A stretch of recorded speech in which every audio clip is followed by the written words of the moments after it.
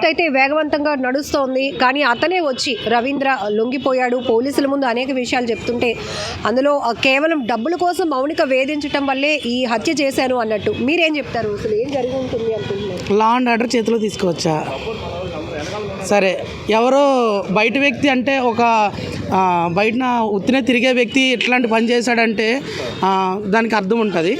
కానీ ఒక ఉన్నతమైన స్థాయిలో ఉండి తను ఒక మంచి పొజిషన్లో ఉండి దేశాన్ని కాపాడాల్సిన వ్యక్తిలో ఒక వ్యక్తి అయి ఉండి నువ్వే లా అండ్ ఆర్డర్ చేతిలో తీసుకున్నావంటే మేము ఎవరికి చెప్పుకోవాలి?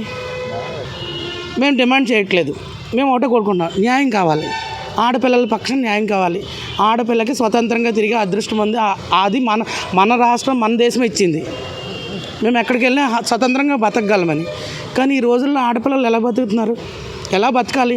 ఈ క్రూర మృగాల మధ్యలో ఎలా బ్రతుకుతారు? ఇప్పుడు ఒక మగవాడు చేసిన దాన్ని బట్టి అందరు మగవాళ్ళ మీద అదే ఫోర్స్ పడుతుంది కదా. అందరూ అలాంటి వాళ్ళు అనుకుంటారు కదా. అంటే ఇంట్లోని భర్త దగ్గర ఆడపిల్లకి స్వతంత్రం లేదు, హక్కు లేదు, ఆమె స్వతంత్రంగా జీవించడానికి ఇది లేదు.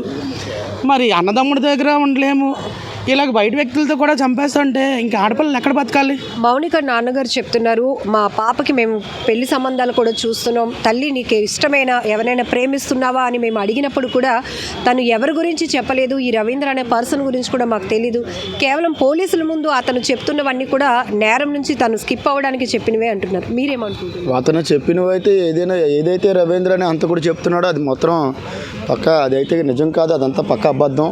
ఎందుకంటే వాడు మీకు క్లియర్గా అర్థమవుతుంది. మేము ఇక్కడ పోలీస్ స్టేషన్ దగ్గరికి వచ్చాం, మీరైతే ఎక్కడైతే హత్య చేశారో ఆ స్పాట్కి వెళ్ళి కూడా మీరు చూశారు, హత్య జరిగిన ప్రదేశం కూడా మీరు అన్నీ చూసే ఉంటారు. మేము మీడియాలో చూస్తుంటే అక్కడైతే చంపాడు అక్కడ చిన్న రక్తపు మడక కూడా లేకుండా మొత్తం మళ్ళీ శుభ్రంగా ఎప్పుడు ఎలాగుంటుందో అలాగే క్లీన్ చేసి పెట్టాడంటే ఆడు ముందుగా అన్ని పక్కా ప్రీపెయిడ్ ప్లాన్తో ఉన్నాడు. ఆ అమ్మాయికి డబ్బుల కోసం చంపాడు అని అంటున్నాడు, డబ్బుల కోసం వేధించింది అని అంటున్నాడు, సైట్ రాశాను అని చెప్తున్నాడు. అవన్నీ కూడా మీ మీడియా ద్వారా మేము తెలుసుకున్నాం. కానీ ఆ అమ్మాయికి అయితే ఎటువంటి డబ్బులు కూడా అవసరం లేదు. ఎందుకంటే ఆ అమ్మాయి ఆ అమ్మాయి ఎర్నింగ్ కెపాసిటీ అంటే వాళ్ళు చిన్నతనం నుంచి కూడా వాళ్ళ తండ్రి కష్టపడి పోషించి వాళ్ళు ఇప్పుడు ముగ్గురు పిల్లలు కూడా ఒక ఉత్తమమైన స్థానంలో పెట్టాడు వాళ్ళ తండ్రి. వాళ్ళ మదర్ కూడా గవర్నమెంట్ టీచర్గా పనిచేస్తున్నారు, ఒక హౌస్ స్టోర్సింగ్లో పనిచేస్తున్నారు. వాళ్ళకి జీతం వస్తుంది, వాళ్ళ తండ్రికి జీతం వస్తుంది, వాళ్ళ అక్కకి జీతం. ఈమె కూడా సెంట్రల్ గవర్నమెంట్ ఎంప్లాయ్గా పనిచేస్తుంది. ఈమె కూడా ఒక సంస్థలో పనిచేస్తున్నారు. ఆ సంస్థలో పనిచేస్తే ఈవిడికి కూడా నెలసరి ఆదాయం బాగానే ఉంటుంది. అందులో వాళ్ళ ఇంట్లో అన్నటువంటి అందరూ కూడా ఆర్థికంగా స్థిరపడే వాళ్ళే కానీ ఎవరి దగ్గర ఆధారపడే వ్యక్తులు అయితే కాదు. ఈడు ఎవడైతే అంతకుడు రవీంద్ర అనేవాడు ఈ ప్రచారం, ఫేక్ ప్రచారం చేసి హత్య చేసిన తర్వాత హత్య నుంచి తప్పించుకోవాలని స్వభావంతో ఆ అమ్మాయి మీద లేనిపోయిన ఎలిగేషన్స్ అన్నీ చేస్తున్నాడు. అయితే నిజం కాదు. ఒకవేళ వీడు డబ్బులు వేసాడు, అమ్మాయి డబ్బుల కోసం వేధించాలంటే బ్యాంక్ స్టేట్మెంట్స్ ఉంటాయి. వాడు ఎంత ప్లానింగ్గా మర్డర్ చేశాడు అని అంటే శరీర భాగాలు ముక్కలు కట్ చేసింది కాక దాన్ని మళ్ళా ఫ్రిడ్జ్లో పెట్టి వేరే ప్రదేశాల్లో కాల్చడానికి కూడా వాడు ఏమాత్రం భయం లేకుండా వెనకడుగు వేయకుండా మరియు ఫ్రెండ్స్ అటువంటి సలహాలు తీసుకునే తర్వాత గాజువాక పోలీస్ స్టేషన్కి వచ్చి లొంగిపోయి నేను ఇలా చేశాను అని చెప్పి ఇంత వివరించాడంటే వాడి గుండె ధైర్యాన్ని మెచ్చుకోవచ్చు. ఎందుకంటే అటువంటి గుండె ధైర్యం ఉన్న వాళ్ళకి సమాజంలో బతకనివ్వకూడదు అనే ఆలోచన అయితే నేను తెలియజేస్తున్నాను. రవీంద్ర మౌనికల పరిచయం అనేది ఎవరికి తెలియదు, మాకు కూడా తెలియదు.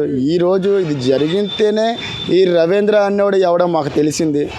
లేకపోతే రవీంద్ర అనే పేరు అటువంటి సంభాషణ కూడా మాకు ఏ రోజు మాకు తెలీదు. మౌనిక వ్యక్తిగతంగా చిన్నప్పటి నుంచి మాకు బాధితరంగా మాకు తెలుసు, మా స్నేహితురాలు. ఎందుకంటే ఆ ఇరుగు పొరుగు వాళ్ళం చుట్టుపక్కల మేము ఉండేవాళ్ళమే కనుక తను చిన్నప్పటి నుంచి చదువుకుంది, అలాగే ఉద్యోగం సంపాదించుకుంది.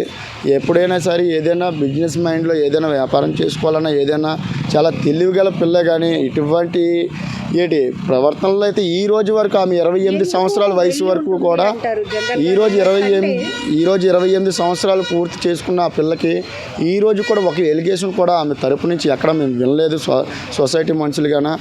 ఈరోజు వాడు ఎందుకు పిలిచాడు, వాడు ఎందుకు వెళ్ళాడు, ఎందుకు ఈ అమ్మాయి వెళ్తే అక్కడ వీడు ఎంత ఘోరాధంగా చంపాడు, ఈమె హత్య చేయబడింది అంటే దాన్ని మిగతాదంతా వివరించడానికి పోలీసు వారు ఉన్నారు. మన సీఏ గారు, గాజువాక సీఏ గారు మొత్తం కేసు అంతా ఆయన టేకప్ చేస్తున్నారు. మీరు అతని ద్వారా మిగతావి ఏవని తెలుసుకొని ఈ కుటుంబానికి కానీ ఈ రాష్ట్రంలో మళ్ళీ ఇటువంటివి జరగకన్నా అటువంటి అంతకుడి మీద ఇటువంటి నేరాలు చేసి ఈ జస్టిస్ ఉంది, ఈ లాయర్లు ఉన్నారు, వీళ్ళందరూ కూడా మాకు ఈ రాష్ట్రంలో ఇలాంటివి జరగకూడదని చెప్పేసి మళ్ళా భరోసా ఏ రకంగా కల్పిస్తారనేది ఈ అమ్మాయి హత్యతో ఈ రాష్ట్రం ప్రజలందరూ కూడా తెలియజేయాలని చెప్పేసి ఈ మీడియా సుమన్ టీవీ ద్వారా మీ అందరికీ కూడా తెలియజేస్తున్నాం. సో ఇది మౌనిక సంబంధించినటువంటి వాళ్ళ తండ్రి కావచ్చు, లేకపోతే వాళ్ళ రిలేటివ్స్ అందరూ కూడా మాట్లాడుతుంది. మొదటి నుంచి కూడా నేరాన్ని అత్యంత క్రూరంగా చేయడమే కాదు, దీని నుంచి తప్పించుకోవటానికి పోలీసుల దగ్గర కట్టుకథలు అల్లుతున్నాడు రవీంద్ర. ఎందుకంటే మౌనిక ఫ్యామిలీ హిస్టరీ చూసినా కూడా ఖచ్చితంగా కుటుంబం మొత్తం కూడా కష్టాల నుంచి వచ్చారు కాబట్టి వాళ్ళకి తెలుసు ఎక్కడ ఎట్లా ఉండాలి అనే విషయాన్ని.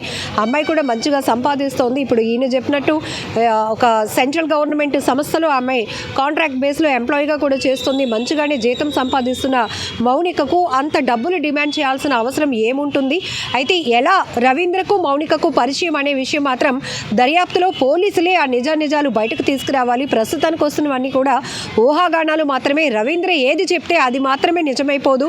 ఖచ్చితంగా ఇటు సైడ్ నుంచి కూడా వాస్తవాలు తీసుకొని ఈ కేసును వేగవంతంగా దర్యాప్తు చేసి నిజాలు నిగ్గు తేల్చాలి. మరొక రకంగా ఇప్పటికే అనేక రకాలైనటువంటి మహిళలపై కానీ లేకపోతే యువతులపైన హత్యలు అత్యంత కిరాతకంగా ముక్కలు చేసి దాచేయటం, పారేయటం, కాల్చేయటం లాంటి ఘటనలు చూస్తున్నాం. ఇప్పుడు విశాఖలో గాజువాకలో జరిగిన ఈ ఘటనతోనైనా పూర్తి స్థాయి న్యాయం ఈ కేసులో జరగాలి. మరొక వైపు ఇలాంటి దారుణాలకు ఒడిగట్టాలి అంటే భయపడే విధంగా శిక్షలు అమలు చేయాలి అనేది కూడా మౌనిక బంధువుల నుంచి వినపడుతున్నటువంటి డిమాండ్.